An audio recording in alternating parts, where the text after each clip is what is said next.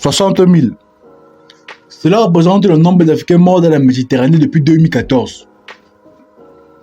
La seule question que je me pose, c'est de savoir, de comprendre pourquoi est-ce que les Africains risquent leur vie dans la Méditerranée pour aller en Europe, alors qu'ils sont dans le continent qui rajoute le plus de ressources. Comment expliquer que des gens laissent les ressources qui les entourent pour aller en Europe dans la recherche d'une illusion de paradis? Je voudrais vraiment savoir. J'ai deux questions pour vous, les amis. La première question, c'est de savoir: est-ce que vous êtes plus à l'aise chez votre voisin que chez vous? Même si vous avez une grosse maison, considérons même qu'il a une grosse voiture, est-ce que vous serez plus à l'aise de dormir chez lui que chez vous? J'ai une info à vous donner aujourd'hui, une info très neuve encore. La Suède a décidé de chasser tous les immigrants qui touchent moins de 2322 €. Sûrement, il vous dit que même les Européens sont fatigués de vous. Sûrement, il vous dit que bientôt tout cela va s'arrêter. Du coup, les amis, commencez à penser à vous. Commencez à penser à nous. Et la deuxième question que j'ai pour vous, c'est: est-ce que vous connaissez le nom de l'homme noir le plus riche du monde? La plupart des personnes pensaient que c'est sûrement, je sais pas, un Américain ou bien un Européen, c'est pas un Français. Non, c'est bel et bien un Africain. Il est de nationalité nigérienne. C'est bel et bien Monsieur Aliko Dangote. Et peut-être même jusque-là, vous allez vous dire que non, c'est juste les hommes qui font. Et même jusque-là, la femme la plus riche du monde aussi, c'est une Africaine aussi. Elle aussi, elle est de nationalité nigérienne. C'est Madame Oloruncho Alakija. Désolé si j'ai mal prononcé. Mais elle a une fortune estimée à plus de 3,5 milliards de dollars d'après Forbes en 2023. C'était vraiment énorme. Les amis, pourquoi le projet ne sera pas vous? Pourquoi ça ne pourrait pas être vous? Pourquoi ça ne pourrait pas être moi? Les amis, je vais vous dire un truc, c'est que c'est pas interdit de rêver.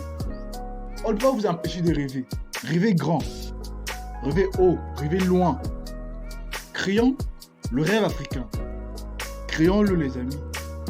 On n'a plus besoin à chaque fois d'aller en Europe, se faire malmener, nous faire chasser de partout, parce que ça, c'est ça que ça prouve.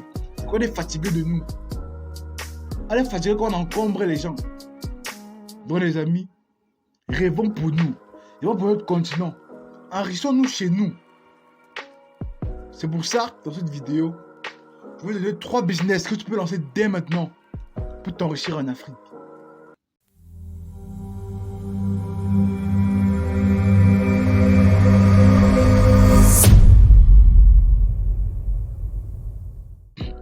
Bonjour, moi c'est Chantaman Sorel, jeune entrepreneur, promoteur de la chaîne Grandir Ensemble. Avant de vous donner les 3 business dans lesquels vous devez investir dès maintenant pour vous enrichir en Afrique, savoir qu'il existe 4 secteurs dans lesquels il y aura toujours une demande, quel que soit le temps où on va se trouver. Le premier secteur, c'est dans le secteur de la consommation, l'alimentation. Le deuxième secteur, c'est dans le secteur de l'immobilier. Le troisième secteur, c'est dans le secteur des transports. Et le quatrième secteur, c'est dans le secteur du textile. Aussi, il faudra savoir que dans les projections, il est probable que la population de l'Afrique double d'ici 2050. Et les besoins seront de plus en plus élevés. Et je ne pense pas qu'on va toujours importer les produits de l'étranger à chaque fois. C'est ça que les amis, sans perdre de temps, le business dans lequel vous devez investir dès maintenant en Afrique, c'est dans le domaine du marketing digital. C'est-à-dire quoi, marketing digital? Marketing digital, c'est celui qui crée des stratégies, celui qui trouve la cible à laquelle une entreprise doit vendre son produit, son service. Vous êtes le stratège, vous êtes le cerveau de l'entreprise. Sans vous, je peux dire que l'entreprise ne vit pas. Parce que c'est grâce à vous que l'entreprise va pouvoir vendre des produits. C'est grâce à vous que l'entreprise va connaître à qui vend ses produits. Parce qu'une entreprise peut tout créer. Mais si après ils n'arrivent pas à vendre ce qu'ils ont créé, ça va servir à rien. Et du coup, vous êtes là pour ça. C'est pour cela que moi, je vous invite à vous former dessus. Elle est vraiment très performant parce que c'est un domaine en Afrique encore très pas vraiment connu. Et pour ça, vous n'avez pas besoin de créer des pages YouTube, vous allez faire du contenu tous les jours. Juste vous former dans ce domaine. Et vous allez voir, c'est un domaine, je ne vais pas dire facile, mais qui est très recherché pour le moment en Afrique. Parce qu'en Afrique, les entreprises ont ce problème. Ils ne savent pas comment communiquer sur leurs produits. Ils ne savent pas où se trouver leur cible. Ils savent où se trouver leur clientèle. Je vais prendre par exemple, imaginez, quelqu'un vous vend un produit, je vais prendre un prix banal de 200 000 francs. Mais on voit quelqu'un qui n'arrive pas à manger 200 francs par jour. Est-ce qu'il va acheter le produit? Je ne pense pas. C'est ça le rôle alors, celui qui fait de le marketing digital. Il est là pour chercher la bonne niche, pour trouver la bonne groupe de personnes qui sont capables de prendre votre produit. Trouver les méthodes, comment faire ce que ces personnes achètent vos produits aussi. Du coup, on va dire que vous serez le centre de toutes les entreprises. Vous pouvez faire ça juste en vous formant. Juste en vous formant, vous formez dessus et c'est terminé. C'est un métier qui n'est pas encore vraiment répandu en Afrique, mais qui est vraiment, c'est vraiment un manque de toutes les entreprises. Vraiment les amis, pensez-y. On va développer ça dans une autre vidéo. Surtout, n'oubliez pas de lâcher un petit pouce bleu les amis et de vous abonner. Parce qu'on va se grandir ensemble, se développer ensemble sur cette chaîne. Le deuxième secteur dans lequel, le deuxième business dans lequel vous devez vous investir, c'est un domaine que tout le monde connaît déjà, mais qui fait de manière très artisanale, je vais dire comme ça, très artisanale. C'est l'élevage. La dernière fois, je causais avec un ami, je lui disais que j'avais un projet d'élevage, il me disait que l'élevage ça paye pas. Que l'élevage, pour gagner dessus, il faut faire maximum 30 poulets pour pouvoir manger juste chez soi et vendre à ses voisins. Vous voyez? Parce que le problème, c'est que la plupart des gens, à chaque fois qu'ils veulent se lancer dans un business, dès qu'on leur dit que c'est rentable, ils se disent que c'est bon, on va prendre 1 million, 2 millions, on peut en injecter à l'intérieur, après on investit. Non. Il faut toujours se former, toujours se renseigner, toujours avoir des références, toujours connaître ceux qui ont déjà réussi dans le domaine. Pour apprendre d'eux. Je vais vous dire un truc, tout ce qui rapporte de l'argent, il ne sera jamais facile à obtenir. Jamais facile. L'argent n'est jamais facile à gagner, comme on dit la plupart du temps. Tu ne feras jamais du genre, tu lèves le matin, tu dis comme ça donne l'argent, tu parles juste t'asseoir. C'est que tout le monde doit être riche. Alors sur le papier, ça va toujours être bénéf. Le problème c'est sur le terrain. Toujours se former, je vais toujours répéter. Vous devez vous former dans n'importe quel domaine. Par contre, pour moi, c'est qui est l'entrepreneuriat, c'est une école. Donc voilà, c'est une école. Vous pouvez pas, comme à l'école, vous ne pouvez pas réussir sans réviser, sans apprendre avant. Du coup, méditez par rapport à ça. C'est vraiment très important. Et je vais vous dire un truc. C'est un chiffre qui est vraiment, je vais dire, très décevant. C'est que l'Afrique importe plus de 65 milliards de dollars en denrées alimentaires par an. Mais alors que le PIB du Niger est de 14,5 milliards, soit plus de 4 fois le PIB du Niger. Les amis, est-ce que c'est normal? Est-ce que c'est normal qu'on puisse importer plus que ce que nous-mêmes on a? C'est vraiment catastrophique. Imagine plus de 4 fois. Qu'est-ce que les Africains nous ont fait nous-mêmes pour les produire pour nous? La dernière fois, j'ai dit que le Cameroun importait plus de 12 millions de tonnes de poulet. De pousseurs, je vais dire, désolé. De l'Occident pour l'Afrique. Pour le Cameroun plutôt. On importe même les poulets congelés. Toujours de l'Europe, de l'Amérique du Sud, surtout au Brésil. On importe des millions de tonnes de poulets congelés pour l'Afrique, toujours, pour le Cameroun. Pour tous les pays, quand je dis le Cameroun en particulier. C'est vraiment très, très grave, les amis. Nous devons nous réveiller. Nous devons vraiment nous réveiller, les amis. Pour moi, c'est excessivement grave d'importer autant. C'est ça qui crée aussi autant de dettes pour nos pays. Autant de dettes pour notre continent. Nous sommes fatigués à chaque fois de manger des trucs qu'on ne contrôle même presque pas. Parce que tous les produits qui viennent chez nous sont des produits congelés. On ne contrôle même pas ce qu'ils mettent dans les aliments. C'est après, comme ça, dans la vieillesse, on va se retrouver avec des maladies bizarres, comme des cancers, du foie et autres. Sans savoir, ça vient de tout ça. De toutes ces importations non contrôlées.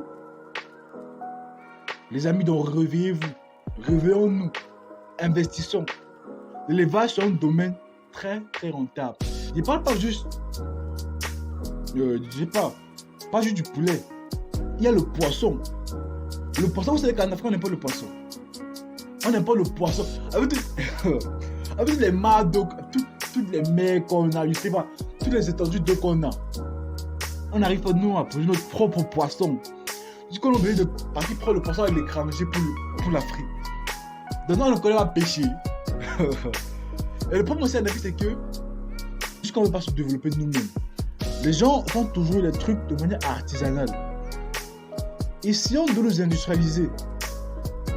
Quand je dis industrialiser, on peut commencer toujours petit. Comme tout à l'heure, comme je parlais de Dangote tout à l'heure. Donc, il n'est pas né d'une famille riche. Il n'est pas né d'une famille de millionnaires, de milliardaires.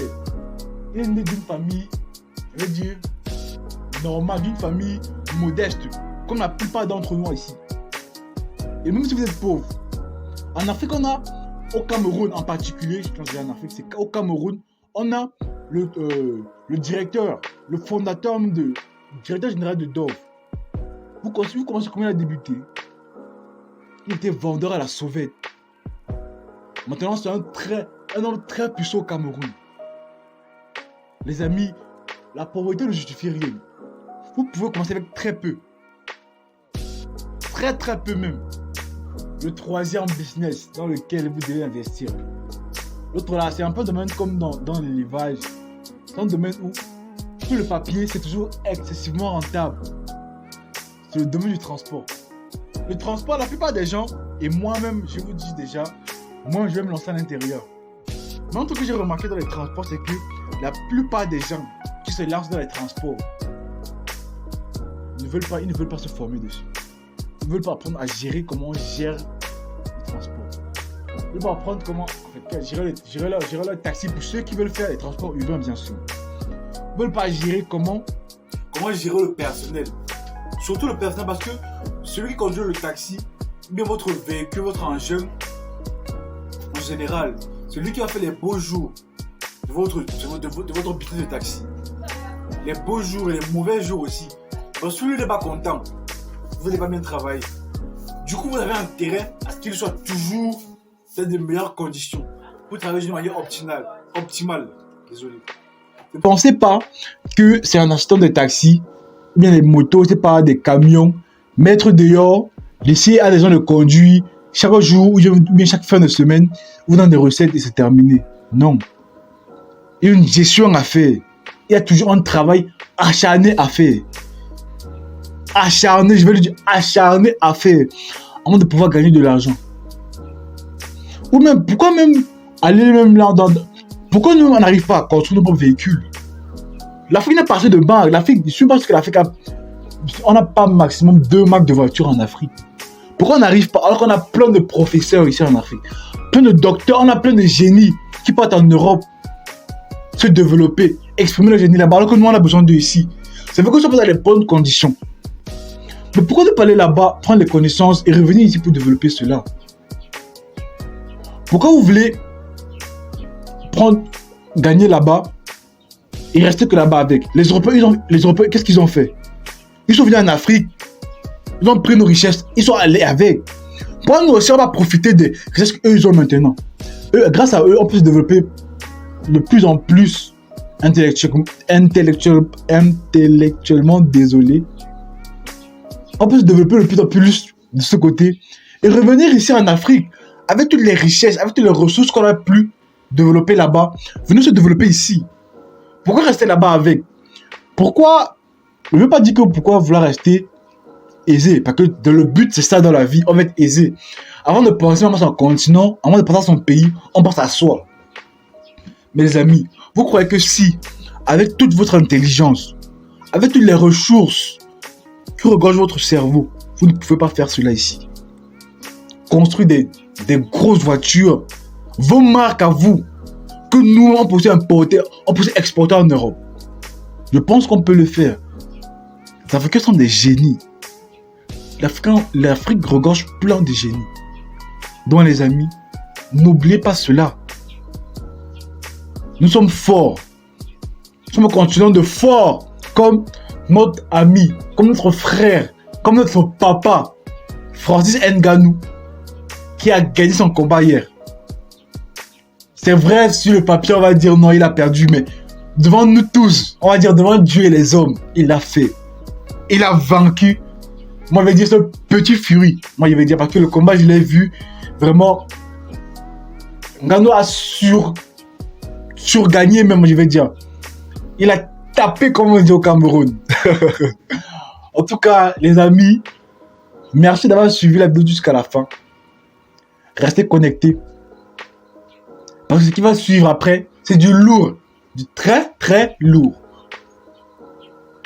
Du coup, restez scotchés.